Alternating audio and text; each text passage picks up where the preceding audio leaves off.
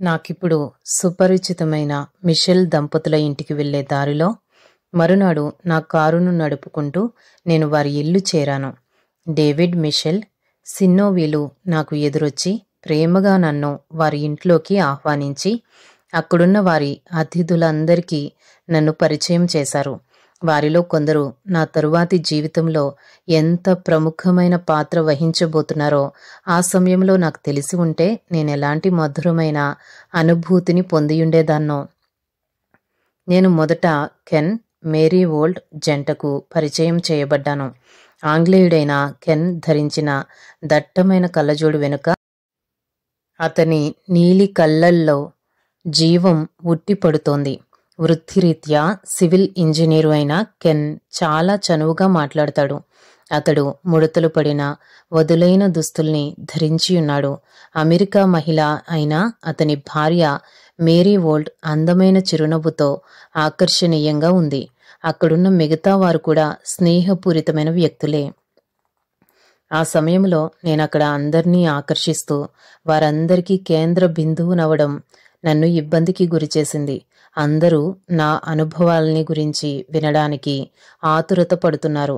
ప్రశాంతమైన విందు సమయాన్ని నేనక్కడ ఆశించాను గాని అది ప్రశ్న జవాబుల సమయంగా మారింది. నా కలలను గురించి, తండ్రి, కుమార, పరిశుద్ధాత్మ అనే దేవుని 3 వ్యక్తిత్వాలతో వేర్వేరుగా నేను కలవడాన్ని గురించి నేను చెబుతున్నప్పుడు విందుశాలలో నిశ్శబ్దం ఆవరించింది. చివరకు అక్కడున్న చిన్న పిల్లలు కూడా మౌనంగా వింటున్నారు. విందు అనంతరం రెవరెండ్ మిషెల్ ఆ మంచి విందును ఏర్పాటు చేసినందుకు తన భార్యను అభినందిస్తూ నేనందించిన ఆత్మీయ విందు దానికన్నా రుచికరంగా ఉన్నట్లు అభిప్రాయపడ్డాడు. ఆ విషయాన్ని నేను అంగీకరిస్తున్నాను అని కెన్ అన్నాడు. ఆ తర్వాత అతడు నా వైపు తిరిగి, నేనింతకు మునిపే మిమ్మల్ని చూశాను. నేను వా గ్రామంలో నివసించేవాణ్ణి. ప్రతిరోజు ఉదయాన్నే మీ తోట మీదుగా వెళుతూ అందులోని పుష్పాల అందాల్ని ఆస్వాదించేవాణ్ణి. అప్పుడప్పుడు మిమ్మల్ని ఆ తోటలో నేను చూసేవాణ్ణి. కానీ మీరిప్పుడు అప్పటిలా లేరు అన్నాడు. ఆయన ఏ అర్థంతో అలా అన్నాడో నాకు తెలుసు. కొన్ని నెలల క్రితం ఉండే బిల్కిస్ షేక్ ముఖంలో చిరునవ్వు ఉండేది కాదు. అత్యంత ప్రీతికరమైన బహుమానం ఉన్నట్టుండి చేతుకొచ్చినప్పుడు ఆనందోత్సాహంతో గంతులేసే ఒక చిన్న బిడ్డలా మీరిప్పుడున్నారు. మీరు పొందిన ఆ అమూల్యమైన బహుమానం పట్ల మీరు పొందుతున్న సంభ్రమాశ్చర్యాల్ని మీ ముఖంలో నేను చూస్తున్నాను. మీకున్న గొప్ప ధననిధులన్నిటికన్నా అత్యంత గొప్ప ధననిధిగా దీన్ని మీరెంచుకుని మీలో దాచుకుంటున్నారు. ఉన్నట్టుండి ఆత్మీయ లోతుల్లోకి నన్ను తీసుకెళ్ళి అత్యంత గొప్ప ప్రోత్సాహాన్ని నాకిచ్చిన ఆ వ్యక్తి మాటలు నాకెంతో నచ్చాయి. అక్కడున్న మిగతా అతిథులతో కూడా నేను సంభాషించాను. వీరితో నా కలయిక నిజంగా నాకు దివ్యమైన అనుభూతినిచ్చింది. పూర్వపు విందుల్లో నేను కలుసుకున్న క్రైస్తవులకు వీరు పూర్తిగా భిన్నంగా ఉన్నారు. ఆ సాయంత్రం ప్రభువు తమ జీవితాల్లో ఏం గొప్ప కార్యాల్ని చేశాడో అక్కడున్న ప్రతి ఒక్కరూ చెప్పారు. రెవరెండ్ మిషెల్ చెప్పింది వాస్తవమే.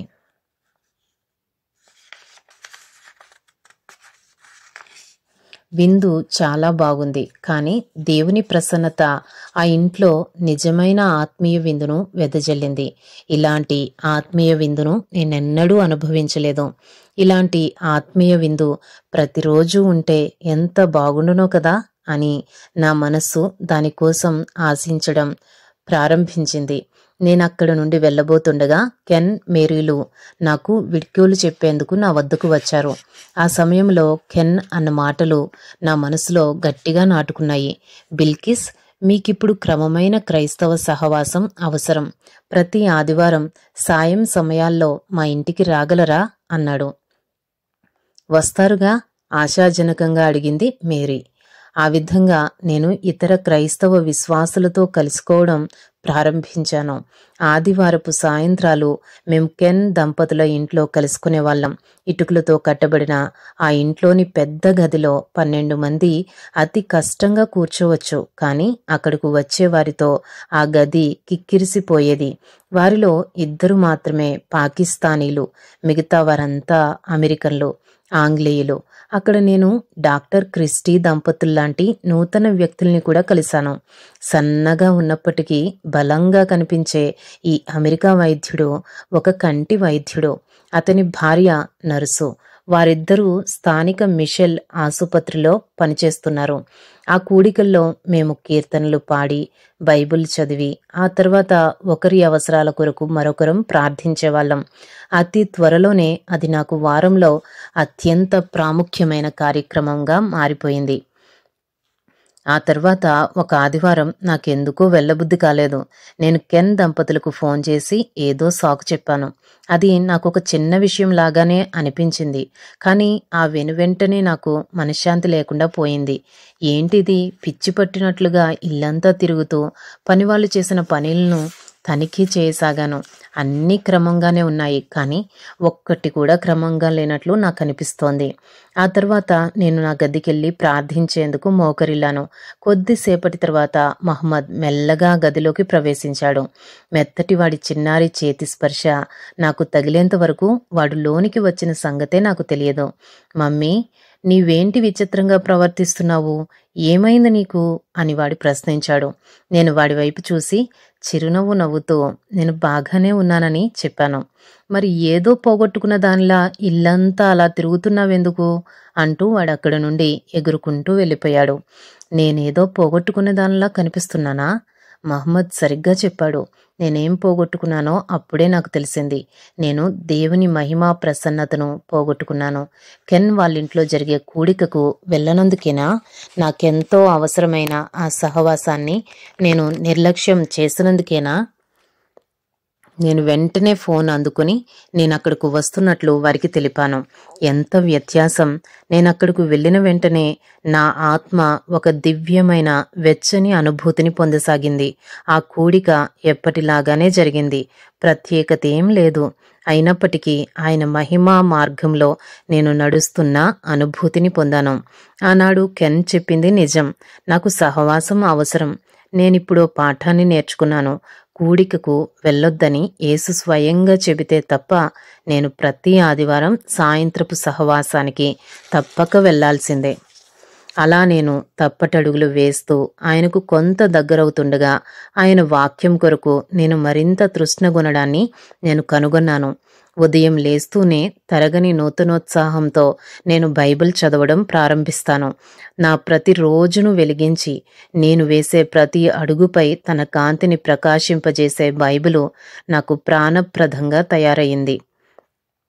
వాస్తవానికి అది నాకు అత్యంత ప్రీతికరమైన పరిమళ తైలం. అయితే ఇక్కడ కూడా నేనొక వింతైన విషయాన్ని కనుగొన్నాను. ఒకరోజు నేను మహమ్మద్ అమ్మను చూసేందుకు వెళ్లాల్సి వచ్చింది. ఆ ముందు రాత్రి నేను ఆలస్యంగా పడుకున్నందున ఆ ఉదయాన్నే లేవలేకపోవడం వల్ల నేను బైబిల్ చదవలేదు. నాకింకా బాగా నిద్ర వస్తున్నందున రేషమును పిలిచి మా ప్రయాణ సమయానికి కొంచెం ముందుగా నన్ను లేపమని, అలా లేపడానికి వచ్చేటప్పుడు ఒక కప్పు వేడివేడి టీ తీసుకుని రమ్మని చెప్పి నిద్రకు ఉపక్రమించాను. నేను ఇటూ అటూ పొర్లుతున్నాను గాని నిద్ర మాత్రం పట్టడం లేదు. ఆ తర్వాత కాసేపు మగతగా నిద్ర పట్టింది, కానీ ఒకటే పీడకలలు. రేషం నన్ను లేపడానికి వచ్చేసరికి నేను విసిగిపోయి ఉన్నాను. ఆ తర్వాత ఆ రోజంతా గలిబిలిగా గడిచింది. ఏంటి వింత అనుభవం? దీని ద్వారా ప్రభువు నాకేం సందేశాన్ని ఇస్తున్నాడు? నేను ప్రతిరోజు బైబిల్ను చదవాలని తాను ఆశిస్తున్నట్టుగా ఆయన నాకు తెలుపుతున్నాడా? ప్రభువు మహిమా సన్నిధి నుండి నేను దూరం కావడం అది రెండోసారి. అయినప్పటికీ ఈ అనుభవం నన్నొక వింత అనుభూతికి నడిపించింది. నేనొక ప్రాముఖ్యమైన సత్యాన్ని తెలుసుకున్నప్పటికీ దాని విషయమై లోతైన గ్రహింపు లేకుండా ఉన్నానన్న తలంపు ఆ సమయాన నాలో కలిగింది. కొన్నిసార్లు నేను ఆయన సన్నిధిలో ఆ లోతైన సంతోష సమాధానాల్ని అనుభవించేదాన్ని. మరికొన్నిసార్లు ఆయన సన్నిధిని నేనసలు పొందలేకపోయేదాన్ని. దీనికి పరిష్కార మార్గమేంటి? నిరంతరం నేను ఆయనకు అత్యంత సమీపంగా నిలిచి ఉండాలంటే నేనేం చెయ్యాలి? గతంలో అసాధారణమైన రీతిలో నేను ఆయన సన్నిధిని అత్యంత సమీపంగా అనుభవించిన సందర్భాల్ని నేను గుర్తు చేసుకున్నాను. నన్ను ఆయన వద్దకు నడిపించిన నా 2 కలలను, ఒకనాటి శీతాకాలపు మధ్యాహ్నం నేను ఆఘ్రానించిన పరిమళ సువాసనను నేను జ్ఞప్తికి తెచ్చుకున్నాను. మొట్టమొదటిసారిగా నేను మిషెల్ దంపతుల ఇంటికి వెళ్ళిన సంఘటనను, ఆ తర్వాత బైబిల్ను క్రమంగా చదవడాన్ని, కెన్ దంపతుల ఇంటికి ఆదివారపు కూడికలకు వెళ్ళిన సమయాల్ని నేను గుర్తుకు తెచ్చుకున్నాను. ఈ సందర్భాలన్నిటిలో ప్రభువు సన్నిధిని అమితంగా అనుభవించానని నాకు తెలుసు. ఆయన సన్నిధి సామీప్యాన్ని నేను పోగొట్టుకున్న ప్రత్యనుకూల సమయాలను గురించి కూడా నేను ఆలోచించసాగాను. అవి నేను దేవుని పరిశుద్ధాత్మను బహుగా దుఃఖపరిచిన సందర్భాలు. ఎఫెసీ 4వ అధ్యాయం 30వ వచనం. నా పనివారిపై కోపపడి నేను వారిని దూషించినప్పుడు పరిశుద్ధాత్మను నేను దుఃఖపెట్టాను. క్రమంగా దేవుని వాక్యం చదివి నా ఆత్మను పోషించనప్పుడు నేను పరిశుద్ధాత్మను దుఃఖపరిచాను. కెన్ దంపతుల ఇంట్లో జరిగే కూడికలకు వెళ్ళనప్పుడు కూడా నేను పరిశుద్ధాత్మను దుఃఖపరిచాను. ఆయన మాటకు విధేయత చూపుటే ఆయన సన్నిధికి సమీపంగా ఉండుటకు మార్గం. నేను ఆయనకు విధేయత చూపించినప్పుడు ఆయన సన్నిధిలో నిలిచి ఉండేందుకు నేను అనుమతించబడతాను. నేను నా బైబిల్ తెరిచి యోహాను సువార్తలో ప్రభువు పలికిన ఈ క్రింది వచనం కోసం వెదికాను. ఒకడు నన్ను ప్రేమించిన యెడల వాడు నా మాట గైకొనును.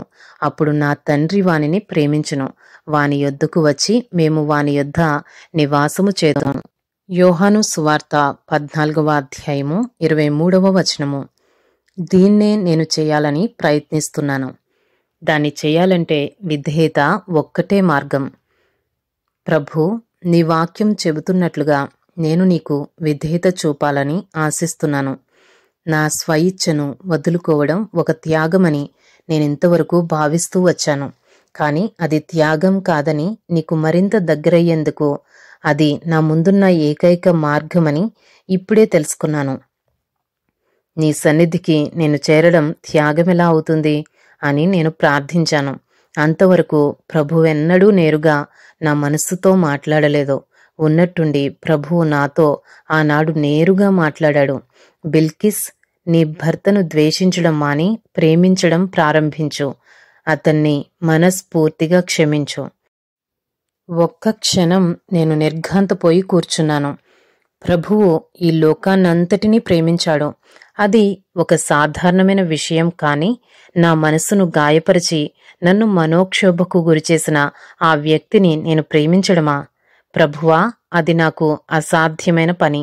నా జీవితాన్ని 3 బారెట్లు చేసిన ఖలీద్ను నేను క్షమించనూ లేను, అతన్ని తిరిగి ప్రేమించనూ లేను. నా మనసులో నేను మూల్గాను. అతని మార్పుకు అనుమతించవద్దని నేనొకసారి ప్రభువును ప్రార్థించిన విషయాన్ని నేను ఆ సమయంలో గుర్తుకు తెచ్చుకున్నాను. ఎందుకంటే నేను అనుభవిస్తున్న ఆనందాన్ని అతడెన్నటికీ అనుభవించకూడదు. ఇప్పుడు ఆ వ్యక్తిని క్షమించి ప్రేమించమని ప్రభువు చెబుతున్నాడు. నేను ఖలీద్ను గురించి ఆలోచిస్తుంటే కోపం కట్టలు తెంచుకుని వస్తోంది. రక్తం ఉడికిపోతుంది. నేను మెల్లగా అతన్ని నా మనసులో నుండి ప్రక్కకు నెట్టేశాను. ప్రభువా, నేనతన్ని క్షమించలేను గాని బహుశా అతన్ని పూర్తిగా మర్చిపోగలను. అది చాలు కదూ? ప్రభువు తన మాటల్ని తిరిగి నాకు వినిపిస్తున్నట్లుగా ఉంది. ప్రభూ, నేను నా భర్తను క్షమించలేను, నాకంత శక్తి లేదు. నా కాడి సులువుగాను నా భారము తేలికగాను ఉన్నవి. మత్తయి సువార్త 11వ అధ్యాయం 30వ వచనం. ప్రభువు తిరిగి మాట్లాడాడు. ప్రభువా, నేనతన్ని అస్సలు క్షమించలేను అని గట్టిగా ఏడ్చాను. ఆ తర్వాత అతడు నా పట్ల జరిగించిన భయంకరమైన కార్యాలు ఒకదాని తర్వాత ఒకటిగా గుర్తుకు రావడం ప్రారంభించాయి. గతంలో నేను మరిచిపోయిన బాధలు, గాయాలు తిరిగి బయటకు రాసాగాయి. అతనిపై నాలో ఉన్న ద్వేషం మరోసారి పెళ్ళుబుకి వచ్చింది. వెంటనే నాలో ఉన్న సమాధానాన్ని నేను కోల్పోయాను. నేను దేవునికి దూరమయ్యాను. నేను భయంతో వణికిపోతూ తప్పిపోయిన చిన్నపిల్లల భోరున విలిపించసాగాను. అలా నేను విలపిస్తుండగా ఆశ్చర్యం గొలిపే విధంగా ప్రభువు ఆ గదిలో నాకు దర్శనమిచ్చాడు. నేను ఆయన పాదాల మీద పడి నా భర్తపై నాకున్న ద్వేషాన్ని, అతనిని క్షమించలేని నా అసమర్థతను ఒప్పుకున్నాను. నా కాడి సులువుగాను నా భారము తేలికగాను ఉన్నవి అని తిరిగి అవే మాటలు నాకు వినిపించాయి. మెల్లమెల్లగా నాలోని భారాన్నంతటినీ ఆయన పాదాల చెంత వదిలేశాను. నాలోని చింతను, బాధను, కోపాన్ని ఆయనకు అప్పగించాను. అలా నేను చేసిన వెంటనే ఉన్నట్టుండి ఒక దివ్యమైన కాంతి నాలో ఉదయించడాన్ని నేను కనుగొన్నాను. అది అప్పుడే ఉదయిస్తున్న సూర్యుని కాంతిలా ఉంది. నేను లేచి స్వేచ్ఛగా శ్వాస పీల్చుతూ నా బల్ల వద్దకు వెళ్ళి దానిపైనున్న బంగారు ఫోటో ఫ్రేమ్ను చేతికి తీసుకుని అందులోని ఖలీద్ ఫోటో వైపు చూస్తూ ప్రార్థించాను. తండ్రి, ఖలీద్పై నాకున్న ద్వేషాన్ని తీసివేసి నా ప్రభువును రక్షకుడును అయిన యేసుక్రీస్తు నామంలో నీ ప్రేమతో నన్ను నింపు. ఆ ఫోటో వైపే చూస్తూ నేనలాగే చాలాసేపు నిలుచున్నాను. ఖలీద్పై నాలో ఉన్న వ్యతిరేక భావన క్రమంగా కనుమరుగైపోవడం ప్రారంభించింది. దాని స్థానంలో అతనిపై ప్రేమ, జాలి పుట్టుకొచ్చాయి. హఠాత్తుగా నాలో వచ్చిన ఈ మార్పును నేను నమ్మలేకపోతున్నాను. ఇప్పుడు అతడు సంతోషంగా ఉండాలని నేను కోరుకుంటున్నాను. ప్రభువా, అతన్ని ఆశీర్వదించు. అతని నూతన జీవితంలో అతనికి ఆనందాన్నివ్వు. నేనిలా ప్రార్థిస్తుండగా నాలోని కారు మబ్బులు తొలగిపోయాయి. నా హృదయంలో నుండి ఒక పెద్ద భారం తొలగిపోయింది. ఒక గొప్ప సమాధానాన్ని నేను అనుభవించడం ప్రారంభించాను. నేను తిరిగి ఆయన మహిమా సాన్నిధ్యంలో జీవించడాన్ని కనుగొన్నాను. ఆనందమయమైన ఆ సన్నిధిని ఇక ఎన్నడూ నేను కోల్పోకూడదని నేను మరోసారి దృఢంగా నిర్ణయించుకున్నాను. ఈ విషయం నాకు గుర్తుండేలా నేను క్రింది అంతస్తుకెళ్ళి గోరింటాకుతో నా చేతులు వెనుక సిలువ గుర్తును వేసుకున్నాను. ఆయన సహచర్యాన్ని నేనెన్నటికీ విడిచిపెట్టకూడదని మరోసారి నన్ను నేను హెచ్చరించుకున్నాను. ఆయన సన్నిధి వెలుగులో జీవించడాన్ని నేర్చుకోవడానికి చాలా కాలం పడుతుందని, ఇది నాకు శిక్షణా సమయమని నాకు తెలుసు. నేను ఆ శిక్షణా సమయాన్ని అత్యంత ఆనందంతో ఆహ్వానించాను. ఆ తర్వాత ఒక రాత్రి నాకొక భీకరమైన అనుభవం ఎదురైంది. దాన్ని నేను వేరొక వైపు నుండి అనుభవిస్తున్నానని అప్పుడు నేను గ్రహించలేకపోయాను. తండ్రి అని ఆయనను పిలిచేందుకు నేను సాహసించానులో 7వ అంశము, నీటితోనూ అగ్నితోనూ బాప్తిస్మం. నేను 1967 జనవరి నెలలో ఒక రాత్రి గాఢంగా నిద్రిస్తున్నాను. ఉన్నట్టుండి నా మంచం భీకరంగా ఊగుతుండగా నేను భయభ్రాంతులతో నిద్రలేచాను. భూమి కంపిస్తోందా? ఏదో తెలియని భయం నన్ను ఆవరించింది. ఆ తర్వాత భయంకరమైన ఒక దురాత్మ నా గదిలో ఉన్నట్లు నేను తెలుసుకున్నాను. అది ఖచ్చితంగా దురాత్మ శక్తే. ఆ తర్వాత ఉన్నట్టుండి పడకలో నుండి ఎవరో నన్ను తోసినట్లుగా క్రింద పడ్డాను. నా భౌతిక శరీరంలో నేనున్నానా లేక ఆత్మరూపంలో నేనున్నానా అనే విషయం నాకు తెలియలేదు. కానీ తుఫానులో చిక్కుకున్న గడ్డి పోచలాగా ఆ సమయంలో నేనున్నాననేది మాత్రం నాకు తెలుసు. హఠాత్తుగా నాకు మహమ్మద్ గుర్తొచ్చాడు. ఆ పసిపిల్లాడి సంరక్షణ కొరకు నా హృదయం విలవిలలాడసాగింది. ఇవి నా మరణ గడియలని నేను తలంచాను. నా హృదయం కంపిస్తోంది. ఆ దురాత్మ నన్నొక కారు మేఘంలా ఆవరించింది. ఉన్నట్టుండి నాకిప్పుడు సర్వస్వమైన ప్రభువైన యేసు అని బిగ్గరగా పిలిచాను. నా శరీరం భయంతో వణుకుతోంది. యేసును పిలవడం ఏమైనా తప్పవుతోందా? నాలో నేను తలంచి దేవునికి మొర్రపెట్టాను. దీంతో నేను గొప్ప బలాన్ని పొందాను. నేనిప్పుడు ఆయన కుమారుడైన యేసును పిలుస్తాను అనుకుంటూ యేసు యేసు యేసు అని పిలవసాగాను. అలా నేను పిలుస్తుండగా నన్ను భయభ్రాంతులకు గురిచేసి బహుగా కలవరపెట్టిన దురాత్మ పారిపోవడాన్ని నేను గమనించాను. నేనలాగే ప్రభువును స్తుతిస్తూ తెల్లవారుజాము 3 గంటల వరకు గడిపాను. ఆ తర్వాత ప్రశాంతంగా నిద్రపోయాను. మరునాటి ఉదయం రేషం టీ తీసుకుని రావడంతో నేను మేల్కొన్నాను. గొప్ప ఉపశమనాన్ని పొందిన దానిలా నేనలాగే నా పరుపుపై కాసేపు ప్రశాంతంగా పడుకున్నాను. ఆ తర్వాత నేను ప్రార్థనకు కళ్ళు మూసుకోగానే ప్రభువైన యేసు నా ముందు నిలబడి ఉండడాన్ని నేను చూశాను. ఆయన తెల్లని దుస్తుల్ని ధరించి ఉన్నాడు. ఆయన ప్రేమగా నా వైపు చూచి చిరునవ్వు నవ్వుతూ మళ్ళీ అలాంటిది జరగదు, దిగులు పడకు అని నన్ను ధైర్యపరిచాడు. నాకు కలిగిన ఆ భీకరమైన అనుభవం సాతానుకు సంబంధించినదని ఆ సమయంలో నాకు నిర్ధారణ అయ్యింది. నన్ను పరీక్షించేందుకు అది ప్రభువు అనుమతించిన అనుభవమని, నా మేలు కొరకే ప్రభువు దాన్ని అనుమతించాడని నేను గ్రహించాను. నా హృదయాంతరంగాల్లో నుండి వచ్చిన పిలుపును మరోసారి గుర్తు చేసుకున్నాను. నేను ఆయన నామం పేరిట మొరపెడతాను. నేనిక మీదట యేసు అని ప్రార్థిస్తాను. నా ప్రభువు ఇంకా నా ముందు నిలబడే ఉన్నాడు.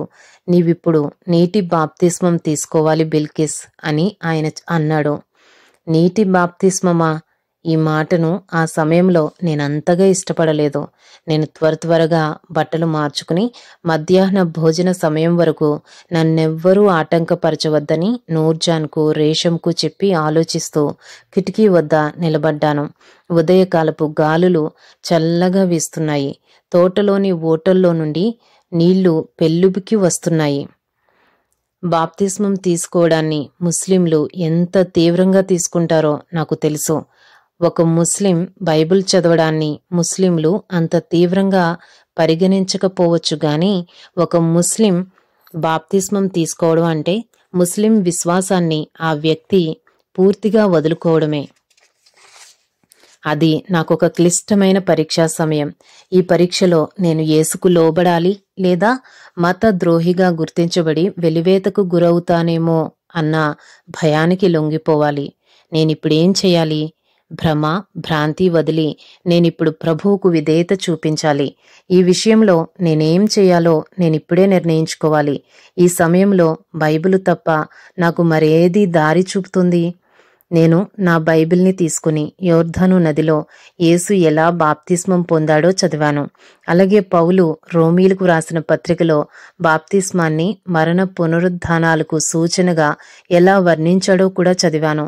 బాప్తిస్మం ద్వారా తన పాపాలన్నింటినీ పాతిపెడుతూ పాత పురుషుడు చనిపోయి నూతన పురుషుడు ఎలా పైకి లేస్తాడో పౌలు బాగా వివరించాడు. యేసు బాప్తిస్మం తీసుకున్నాడు. బైబిల్ కూడా బాప్తిస్మం యొక్క ప్రాముఖ్యతను గురించి నొక్కి చెబుతోంది. గనుక నేను బాప్తిస్మానికి తప్పక విధేయత చూపించాల్సిందే అని నాలో నేను నిర్ణయించుకున్నాను. నేను రేషమును పిలిపించాను. నా మధ్యాహ్న భోజనం తరువాత నేను కెన్ దంపతుల ఇంటికి వెళుతున్నాను. మంజూర్ను కారు సిద్ధం చేయమని చెప్పు అని నేను ఆ అమ్మాయితో అన్నాను. నా భోజనం ముగించుకుని నేను కెన్ దంపతుల ఇంటికెళ్ళాను. కెన్ నన్ను బాప్తిస్మం తీసుకోమని ప్రభువు నాకు చెప్పాడు. కెన్ ముఖంలోకి చూస్తూ నేను గంభీరంగా అన్నాను. అతడు నా వైపు అలానే చాలాసేపు చూస్తూ ఉండిపోయాడు. నా నిర్ణయం ఎంత దృఢంగా ఉందో బహుశా అతడు అంచనా వేస్తున్నాడనుకుంటా. ఆ తర్వాత అతడు కొద్దిగా ముందుకు వంగి అత్యంత గంభీరంగా ఇలా అన్నాడు, జరగబోయే పరిణామాలకు నీవు సిద్ధంగా ఉన్నావా? అవును. కానీ నేనింకా ఏదో చెప్పబోతుండగా తన మెల్లని స్వరంతో కెన్ నాకు అంతరాయం కలిగించాడు. బిల్కిస్ నన్నొక పాకిస్తానీయుడు కలుసుకుని మాటల్లో నీవు నీ దేశంలో రోడ్లు ఊడ్చే తెగకు చెందినవాడవా అని అడిగాడు. కెన్ నా వైపు సూటిగా చూస్తూ తిరిగి కొనసాగించాడు. నీవు బాప్తిస్మం తీసుకున్న మరుక్షణం కొన్ని తరాలుగా కీర్తి ప్రతిష్టలు కలిగిన గౌరవప్రదమైన భూస్వామి అయిన బేగం షేక్వి కాకుండా పోతావని ఇక్కడ వీధుల్ని ఊడ్చే క్రైస్తవులలో ఒకరిగా ఎంచబడతావని నీవు గ్రహిస్తున్నావా? అవును, నాకా విషయం తెలుసు. పదునైన ఆయన మాటలకు ఏమాత్రం చలించక దృఢమైన నిర్ణయంతో ఆయన ముఖంలోకి చూస్తూ అన్నాను.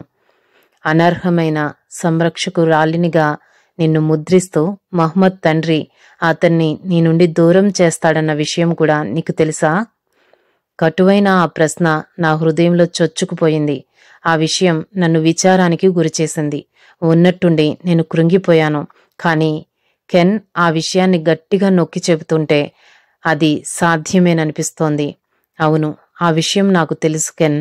నేను నీరసంగా అన్నాను. చాలామంది నన్నొక నేరస్తురాలిగా చూస్తారని నాకు తెలుసు. కానీ నేను బాప్తిస్మం తీసుకోవాలని ఆశిస్తున్నాను. ఎందుకంటే నేను దేవునికి లోబడాలి. అనూహ్యంగా మిషెల్ దంపతులు రావడంతో మా సంభాషణకు అంతరాయం కలిగింది. అత్యంత ప్రాముఖ్యమైన ఒక విషయాన్ని చర్చించాలని మిషెల్ దంపతులతో కెన్ చెప్పి బిల్కిస్ బాప్తిస్మం తీసుకోవాలని ఆశిస్తుంది అన్నాడు. కాసేపు నిశ్శబ్దం ఆ గదిని ఆవరించింది. సిన్నోవి మెల్లగా దగ్గింది. కాని దానికోసం మనకు బాప్తిస్మం తొట్టి లేదు కదా, మిషెల్ అన్నాడు. పెషావర్లోని చర్చిలో ఉందా? మేరీ ప్రశ్నించింది. నా గుండె వేగంగా కొట్టుకుంటోంది. ఉత్తర పశ్చిమ సరిహద్దు ప్రాంతానికి అది కేంద్రం. మతాశక్తి కలిగిన ముస్లింలు అక్కడ అధికంగా ఉన్నారు. అక్కడ ఏం జరిగినా నిమిషాల్లో నగరమంతా ప్రాకిపోతుంది. నేను రహస్యంగా బాప్తిస్మం తీసుకోవడం అక్కడ జరగదు. మేము పెషావర్కు వెళ్లేందుకు సన్నాహాలు చేసేందుకు కెన్ బాధ్యత తీసుకున్నాడు. అక్కడి సంఘ కాపరి అంగీకారం కొరకు 1-2 రోజులు మేము వేచియుండాలి. నేను తిరిగి ఇంటికొచ్చాను. ఆ సాయంత్రం నా ఫోన్ మ్రోగింది. మా ముత్తాత ఫతే ఫోన్లో నాతో మాట్లాడుతున్నాడు. గౌరవస్తుడైన ఆ పెద్దాయన అంటే నాకు అమితమైన ప్రేమ. నా మత సంబంధమైన వ్యవహారాల్లో ఆయన ఎప్పుడూ ఎక్కువ ఆసక్తి కనుపరిచేవాడు. బిల్కిస్, ఎప్పుడూ అధికారంతో మాట్లాడే ఆయన స్వరంలో ఒకలాంటి ఆందోళన కనిపిస్తోంది. నీవు బైబిల్ చదువుతున్నావట, నిజమేనా? అవును అని చెప్పి, ఆ విషయం ఈయనకెలా తెలిసింది? ఆయన ఇంకా నా గురించి ఇంకా ఏం విన్నాడో అని నాలో నేను అనుకున్నాను. ఆయన గొంతు సవరించుకుని మళ్లీ కొనసాగించాడు. బైబిల్ను గురించి క్రైస్తవులెవరితోనూ ఎన్నడూ మాట్లాడుకు బిల్కిస్. వారు దాన్ని గురించి తర్కించే విధానం మనల్ని గలిబిలికి గురిచేస్తుంది. నేనేదో మాట్లాడాలని ప్రయత్నించాను, కానీ ఆయన నాకు ఆ అవకాశం ఇయ్యకుండా మాట్లాడేస్తున్నాడు. వారెవర్నీ ఇంటికి ఆహ్వానించుకు, నన్ను సంప్రదించకుండా ఇంట్లోకి ఎవర్నీ అనుమతించవద్దు అని ఆయన నొక్కి చెప్పాడు. అలా చేశావంటే నీ కుటుంబమంతా నీకు వ్యతిరేకమవుతుంది తెలుసా అని హెచ్చరించాడు. ఆయన కాసేపాగి గట్టిగా ఊపిరి పీల్చుకున్నాడు. అదే అవకాశంగా భావించి నేను మాట్లాడడం ప్రారంభించాను. అంకుల్, నా ఆహ్వానం లేకుండా ఎవరూ ఎన్నడూ నా ఇంట్లోకి ప్రవేశించలేరని మీకు తెలుసుగా. ముందుగా నా అనుమతి తీసుకోకుండా వచ్చే అతిథుల పట్ల నేనెంత దురుసుగా ప్రవర్తిస్తానో ఆయనకు గుర్తుండే ఉంటుంది. అంకుల్, నాకిష్టమైన వారినే నేను కలుస్తానని మీకు బాగా తెలుసుగా. ఇక ఉంటాను. నేను త్వరగా మాట్లాడేసి ఫోన్ పెట్టేశాను. జరగబోయే పరిణామాలకు ఇది ఒక ప్రారంభమా? కేవలం బైబిల్ చదివినందుకే ఫతే అంకుల్ ఇంతగా ప్రతిస్పందిస్తున్నాడే. ఇక నా బాప్తిస్మం సంగతి తెలిస్తే నా కుటుంబ సభ్యులు ఎంత తీవ్రంగా ప్రతిస్పందిస్తారో ఆ విషయాన్ని గురించి ఎక్కువగా ఆలోచించే శక్తి నాలో లేదు. అయితే నేను వెంటనే బాప్తిస్మం తీసుకోవాలన్న ఆలోచన మాత్రం నన్ను తొందర చేయసాగింది.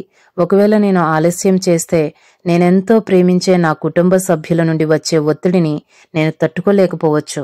నా బాప్తిస్మ సన్నాహాల విషయం కెన్ నుండి ఎలాంటి సమాచారమూ లేదు.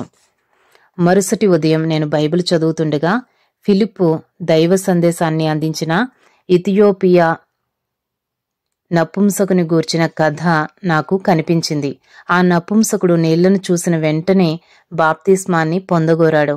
క్రొత్త నిబంధనలోని ఆ భాగాన్ని నేను చదివాక, బిల్కిస్, వెంటనే నీవు బాప్తిస్మం తీసుకో అని ప్రభువు నన్ను హెచ్చరించినట్లనిపించింది. నేనిక ఏమాత్రం ఆలస్యం చేసినా ఆ తర్వాత ఎవరో ఒకరు నాకు అడ్డు తగలవచ్చు. నేను నా పడక మీద నుండి పైకి లేచాను. దేవుడు నన్ను చేయమన్న దాన్ని చేయనివ్వకుండా ఏదో పెద్ద శక్తి నన్ను అడ్డగిస్తున్నట్లుగా ఒక నూతనమైన గ్రహింపు నాలో కలిగింది. నేను బైబిల్ను క్రింద పెట్టి నా బట్టలు సిద్ధం చేయమని నా పని మనుషులకు చెప్పి త్వరగా సిద్ధపడి మిషెల్ దంపతుల ఇంటికి బయలుదేరాను. మిషెల్, పెషావర్ నుండి జవాబేం రాలేదా? మిషెల్ ఇంటి ద్వారం వద్ద నుండే నేనతన్ని ఆతురతో అడిగాను. ఇప్పటి వరకు కబురేం లేదు. నాకిప్పుడే ఇక్కడే మీరు బాప్తిస్మం ఇవ్వలేరా? కాస్త గట్టిగానే అరిచాను. మిషెల్ కనుబొమ్మలు చిట్లించాడు. ఇలాంటి పెద్ద కార్యాల విషయంలో కాస్త ఓపిక అవసరం బిల్కిస్. అతడు నాకు సూచనలిస్తున్నట్లుగా అన్నాడు. వెంటనే బాప్తిస్మం తీసుకోమని ప్రభువు నాతో పదే చెబుతున్నాడు. నేను నా ప్రభువు మాటకు లోబడాలి అని నేను ఆవేదనతో అన్నాను. నా ఉదయకాలపు వాక్య పఠనను గురించి ఏదో జరక్కముందే బాప్తిస్మం తీసుకోవాలని ప్రభువు నాకిచ్చిన ప్రేరేపణను గురించి నాలో పెళ్ళుబుకుతున్న దుఃఖాన్ని అణుచుకుంటూ అతనికి వివరించాను. నేనిప్పుడు సిన్నోవిని అబూతాబాద్ వరకు తీసుకెళ్ళాలి. ఇప్పటికిప్పుడు నీకీ విషయంలో నేనే సహాయాన్ని చేయలేను బిల్కిస్ అని తన నిస్సహాయతను వ్యక్తపరుస్తూ అన్నాడు మిషెల్. కాస్త ఓపిక పట్టు బిల్కిస్, రేపటి లోపల పెషావర్ నుండి మనకు జవాబు రావచ్చు. నన్ను బుజ్జగిస్తున్నట్టుగా అతడు తిరిగి నాతో అన్నాడు. నేనక్కడి నుండి వెనుతిరిగి కెన్ దంపతుల వద్దకు వెళ్లాను. నేను వెంటనే బాప్తిస్మం తీసుకునేందుకు మార్గమే లేదా? నన్ను లోనికి ఆహ్వానిస్తున్న కెన్ దంపతులను చూచి గట్టిగా ఏడ్చేశాను. మేమీ విషయాన్ని గురించి మా పాస్టర్ను సంప్రదించాం. సంఘ కార్యవర్గం ఈ విషయంలో ఓ నిర్ణయాన్ని తీసుకోవాల్సి ఉంటుందని ఆయన చెప్పారు అని కెన్ అన్నాడు. సంఘ కార్యవర్గమా? అదేంటి? ఆ ప్రాంతం ప్రతిధ్వనించేలా అరిచాను. తమ సంఘ కాపరి నాకు బాప్తిస్మం ఇచ్చేందుకు ఇష్టపడుతున్నాడని, అయితే అతడు తన సంఘ కార్యవర్గం వద్ద నుండి అనుమతి లేనిదే ఆ కార్యాన్ని చేయలేడని కెన్ నాకు వివరించాడు. ఇది చాలా దినాలు పట్టవచ్చు, ఈలోగా ఏమైనా జరగవచ్చు అని అతడన్నాడు. అవును, నేను నిట్టూర్చాను. ఈలోగా విషయం కాస్త బయటకు పొక్కుతుంది అని చెప్పి నా బాప్తిస్మానికి అడ్డంకులు రాకముందే దాన్ని నేను తీసుకోవడం ఎలా అని నేను దీర్ఘంగా ఆలోచించసాగాను. ఆ సమయంలో కెన్ నాకు ప్రోత్సాహకరమైన విషయాన్ని చెప్పాడు. నీ బైబిల్లో 430వ పేజీ తెరిచి చూడు అని ఓ స్వరం మధ్యరాత్రిలో అతనితో చెప్పిందట. అతడు తన బైబిల్ను తెరిచి చూడగానే, ఇదిగో అతడు నన్ను చంపినను నేను ఆయన కొరకు కనిపెట్టుచున్నాను. యోబు గ్రంథము 13వ అధ్యాయము 15వ వచనము అన్న వచనం అతనికి కనిపించిందట. ఈ వచనాన్ని నా కోసమే దేవుడతనికి చూపించినట్లుగా అతడు నాతో చెప్పాడు. నా విశ్వాసం అంత బలమైనదా? అంతటి త్యాగానికి నేను సిద్ధంగా ఉన్నానా? మొదట నాకు బాప్తిస్మం ఇవ్వండి. ఆ తర్వాత ఆయన నన్ను చంపినప్పటికీ చనిపోయేందుకు నేను సంసిద్ధంగా ఉంటాను. నేను చనిపోయి పరలోకంలో నా ప్రభువుతో ఉండటం కంటే ఎక్కువైన భాగ్యం నాకు మరేముంది? కెన్ చెయ్యి పట్టి లాగుతూ అడిగాను. తర్వాత నేనొక కుర్చీలో కూర్చుని నా అధిక ప్రవర్తనకు క్షమించమన్నట్లుగా కెన్ వైపు చూస్తూ అన్నాను. కెన్, నేనిప్పుడు తీవ్రమైన ఒత్తిడికి గురయ్యున్నాను. నేను మీ పట్ల విపరీతంగా ప్రవర్తిస్తుంటే క్షమించండి. ప్రభువు నన్ను బాప్తిస్మం తీసుకోమని చెప్పాడు. దాన్ని నేను వెంటనే చేయాలి. ఈ విషయంలో మీరు నాకు సహాయం చేయబోతున్నారా లేదా? కెన్ కుర్చీలో వెనక్కు వాలి తన చేతి వ్రేళ్లు తల వెంట్రుకల్లోనికి పోనిస్తూ, మనం మిషెల్ వద్దకు వెళదాం పదా అన్నాడు. మేము వా గ్రామంలోని వంకర వీధులు గుండా పయనించి మిషెల్ ఇంటికి చేరుకున్నాం. కొద్దిసేపు మేము వారి ఇంట్లో ప్రశాంతంగా ప్రార్థనలో గడిపాం. ఆ తర్వాత కెన్ దీర్ఘంగా నిట్టూర్చి మా అందరితో ఇలా అన్నాడు. దేవుడు బిల్కిస్ను ఇంతవరకు ఒక అసాధారణమైన విధంగా నడిపిస్తున్నాడన్న విషయాన్ని మనందరం తప్పక అంగీకరిస్తాం. అత్యవసరంగా తాను బాప్తిస్మం పొందాలని ఆమె కోరడం దేవుడామెకిచ్చిన ప్రేరేపణే అయితే మనం దానికి అడ్డంకులుగా ఉండరాదు. ఆ తర్వాత అతడు మిషెల్ వైపు తిరిగి ఇలా అన్నాడు. మీరు అబూతాబాద్కు వెళుతున్నారు కదా? నేను మేరీ బిల్కిస్ను తీసుకుని వచ్చినట్లయితే మనందరం ఆమెకు అక్కడే ఎందుకు బాప్తిస్మం ఇప్పించకూడదు? అదే మంచిదని అందరికీ అనిపించింది. నేను ఇంటికి వచ్చి కెన్ చెప్పినట్లుగా నేను తీసుకెళ్లేందుకు అదనంగా మరో జత గుడ్డల్ని సిద్ధం చేయమని రేషంకు చెప్పాను. వీటన్నిటి మధ్యలో నాకింకా సమాధానం దొరకలేదు. ప్రభువు సామీప్యతకు నేనింకా దూరంగానే ఉన్నట్టు నాకనిపిస్తోంది. నా బాప్తిస్మాన్ని గురించి ఎన్ని విధాలుగా ఆయన నిర్దిష్టమైన సూచనల్ని నాకివ్వలేదు. ఇప్పుడే బాప్తిస్మం తీసుకో అని ఎన్నిసార్లు ఆయన నన్ను నిర్దేశించలేదు. ఉన్నట్టుండి ఒక తలంపు నా మదిలో మెదిలింది. కాని ఆ తలంపును నేను త్రోసిపుచ్చాను. కాని ఆ తలంపు మళ్లీ మళ్లీ నా మదిలో మెదులుతూ ఉండడంతో నేను ప్రభువును ఇలా ప్రార్థించాను. ప్రభూ, నా తలంపు సరైనదేనా? 1967 జనవరి 24వ తేదీన నేనొక అసాధారణమైన బాప్తిస్మానికి సిద్ధపడ్డాను. నా పిలుపుతో రేషం నా ముందు నిలిచింది. రేషం, ఈ తొట్టిని నీళ్లతో నింపు రేషంతో అన్నాను. వింతగా నా వైపు చూస్తూ ఆమె పనికి ఉపక్రమించింది. ఆ సమయంలో నేనెన్నడూ స్నానం చేయనని ఆమెకు తెలుసు. తొట్టి నిండా నీళ్లు నింపినట్లు రేషం వచ్చి చెప్పింది. నేనామెను పంపివేశాను. నేను చేయబోయే పని వేదాంతపరంగా తప్పు కావచ్చు, కానీ నేను వేదాంతపరంగా ఆలోచించడం లేదు. వాక్యం బలపరుస్తున్న ఆజ్ఞకు విధేయత చూపడానికి మాత్రమే నేను ప్రయత్నిస్తున్నాను. నేను వెంటనే బాప్తిస్మం తీసుకోవాలి. నాలో కలిగే అనుమానాల్ని చూస్తే మధ్యాహ్నం వరకు కూడా నేను ఆగడం మంచిది కాదనిపిస్తోంది. ప్రభువు సన్నిధికి సమీపంగా ఉండడం కన్నా నాకీ లోకంలో మరేదీ అక్కర్లేదు. ఆయనకు లోబడటం ద్వారానే నేను దాన్ని పొందగలను. నేను స్నానపు గదిలోకి వెళ్లి లోతైన ఆ తొట్టిలోకి దిగి కూర్చున్నాను. నీళ్లు నా భుజాల వరకు వచ్చాయి. నేను నా తలపై నా చేతిని ఉంచి, బిల్కిస్, తండ్రి, కుమార, పరిశుద్ధాత్మ నామములో నీకు నేను బాప్తిస్మమిస్తున్నాను అని చెబుతూ నా పూర్తి శరీరం నీళ్లల్లో మునిగేట్టు నా తలను నీళ్లల్లో ముంచాను. పట్టలేని ఆనందంతో నేను పైకి లేచాను. ప్రభు, నేనెంత అదృష్టవంతురాలను! ఆనంద భాష్పాలతో నా కళ్ళు చెమ్మగిల్లాయి. నా పాపాలన్నీ క్షమించబడ్డాయని, నేను నా ప్రభువు దృష్టిలో అంగీకరించబడ్డానని నాకు తెలుసు. నేనేం చేశానో రేషంకు వివరించడానికి నేను ప్రయత్నించలేదు. ఆ అమ్మాయి కూడా నన్నేమీ అడగలేదు. ఆ తర్వాత కొన్ని నిమిషాల్లోనే నేను సిద్ధపడి అబ్బూతాబాద్లో నాకు బాప్తిస్మం ఇవ్వడానికి నన్ను తీసుకెళ్లడానికి రానయున్న కెన్ దంపతుల కోసం ఎదురుచూడసాగాను. బాప్తిస్మానికి సంబంధించి వేదాంతం ఏమి చెబుతోందో నాకు తెలియదు గాని దాని ఉద్దేశం నాకు బాగా తెలుసు. నా క్రైస్తవ స్నేహితులైన కెన్ దంపతులు నా పట్ల ఎంతో శ్రద్ధాశక్తులు కలిగి నాకెంతో సహాయం చేస్తున్నారు. నా బాప్తిస్మ ఏర్పాట్ల కోసం వారెంతో శ్రమ తీసుకుంటున్నారు. ప్రభువు నాకు ఆజ్ఞాపించిన దాన్ని నేనీ పాటికే నెరవేర్చానని నా అంతరాత్మ నాకు స్పష్టంగా ప్రబోధిస్తున్నప్పటికీ కెన్ దంపతులను నిరుత్సాహపరచడం నాకిష్టం లేదు. అందుకే అబ్బూతాబాద్లో వారు నా కొరకు ఏర్పాటు చేసిన బాప్తిస్మానికి వెళ్లడానికే నేను నిర్ణయించుకున్నాను.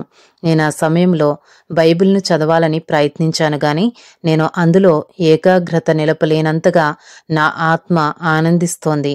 దేవునికి విధేయత చూపిన ప్రతిసారి అనుభవించే ఆనందాన్ని నేనిప్పుడు అనుభవిస్తున్నాను. బేగం సాహిబ్, బేగం సాహిబ్ అన్న పిలుపుతో తలెత్తి చూశాను. రేషం నా ఎదురుగా నిలబడి ఉంది. కెన్ దంపతులు నా కోసం కింద ఎదురు చూస్తున్నారని ఆ అమ్మాయి చెప్పింది. నేను బయటకు వెళుతున్నానని, రాత్రి ప్రొద్దుపోయాక గాని తిరిగి రానని మహమ్మద్తో చెప్పాను. వాణ్ణి నాతో తీసుకుని వెళ్ళకపోవడమే మంచిది. అది వేరే సమస్యలకు దారితీయవచ్చు. ఆ తరువాత నేను క్రిందికెళ్లి కెన్ దంపతులను కలుసుకున్నాను. వా గ్రామం నుండి అబ్బూతాబాద్కు 2 గంటల ప్రయాణం. నేను తొట్టిలో తీసుకున్న బాప్తిస్మాన్ని గురించి కెన్ దంపతులతో నేను చెప్పలేదు. నా కుటుంబంతో కలిసి చాలాసార్లు ఆ మార్గంలో ప్రయాణం చేసినట్లుగా నేను వారితో చెప్పాను. నా సంస్కృతికి, సాంప్రదాయాలకు నేను క్రమంగా దూరమవుతున్నానన్న భావన నన్ను కాసేపు కృంగదీసింది. నా ఆలోచనలో నేను కొనసాగుతుండగానే అబ్బూతాబాద్ వచ్చేసింది. అక్కడ మిషెల్ దంపతులు మాకు ఆతిథ్యాన్నివ్వబోతున్న బాబ్ అనే ఒక కెనడా వైద్యునితోనూ, మెడలిన్ బ్లాంచర్డ్ అనే ఆయన సతీమణితోనూ మా కోసం ఎదురు చూస్తున్నారు. అక్కడ వారితో కొంతమంది పాకిస్తానీలు కూడా ఉన్నారు. అక్కడున్న ఒక వ్యక్తిని నాకు చూపిస్తూ సిన్నోవి నాతో అంది, ఈయన పాస్టర్ బహదూర్. నీకిప్పుడు బాప్తిస్మాన్ని ఈయనే ఇవ్వబోతున్నాడు. నేను ఆయనకు అభివందనం తెలిపి ఆయన చుట్టూ ఉన్నవారిని చిరునవ్వుతో పలకరించాను. వారిలో ఒక ఆంగ్లికన్ వైద్యుడు, ఇంకో పాకిస్తానీ క్రైస్తవ గురువు కూడా ఉన్నారు. నీవు తీసుకునే ఈ బాప్తిస్మం ప్రవచనానుసారమైంది బిల్కిస్. పాకిస్తాన్లోని క్రైస్తవులందరూ ఒకరితో ఒకరు సన్నిహితంగా ఉంటున్నప్పటికీ బాప్టిస్టులు, ప్రెస్బిటేరియన్లు, ఆంగ్లికన్లు అనే వివిధ శాఖలకు చెందిన క్రైస్తవులందరూ బాప్తిస్మ కార్యక్రమంలో ఇలా ఒకటిగా చేరడం బహుశా పాకిస్తాన్లో ఇది మొదటిసారేమో అని సిన్నోవి నాతో అంది. మేమందరం ఒక విశాలమైన గదిలోనికి ప్రవేశించాము. ఆ తర్వాత తలుపులు, కిటికీలు మూయబడ్డాయి. రోమా ప్రభుత్వానికి భయపడి రహస్యంగా బాప్తిస్మాలు తీసుకున్న మొదటి శతాబ్దపు క్రైస్తవులు నాకు ఆ సమయంలో గుర్తుకొచ్చారు. మేము బాప్తిస్మానికి సిద్ధపడుతున్న సమయంలో నేను చుట్టూ చూచి నీళ్ల తొట్టి ఏది అని అడిగాను. అక్కడ బాప్తిస్మం తొట్టి లేదు. నాకు చిలకరింపు బాప్తిస్మం ఇవ్వబడుతుందని కెన్ నాకు చెప్పాడు. కాని యేసు యోర్దాను నదిలో మునిగి బాప్తిస్మం తీసుకున్నాడు కదా అని నేను ప్రశ్నించాను. అక్కడికి సమీపంలోనే ఒక నది ఉంది. ఆ నదిలో మీరు ఎందుకు నాకు బాప్తిస్మం ఇవ్వకూడదు అని నేను తిరిగి ప్రశ్నించాను. కానీ ఆ సమయంలో చలి తీవ్రంగా ఉందని, నాకు బాప్తిస్మం ఇచ్చేవారు కూడా నాతో పాటు నదిలో దిగవలసి ఉంటుందని ఆ తరువాత నాకు గుర్తొచ్చి నేను వారిని ఒత్తిడి చేయలేదు. నేను ఈ పాటికే బాప్తిస్మం తీసుకున్నానన్న తలంపు ఆ విషయమై నన్ను పెద్దగా మాట్లాడనీయలేదు. నేనలా చిలకరింపు బాప్తిస్మాన్ని తీసుకున్నాను.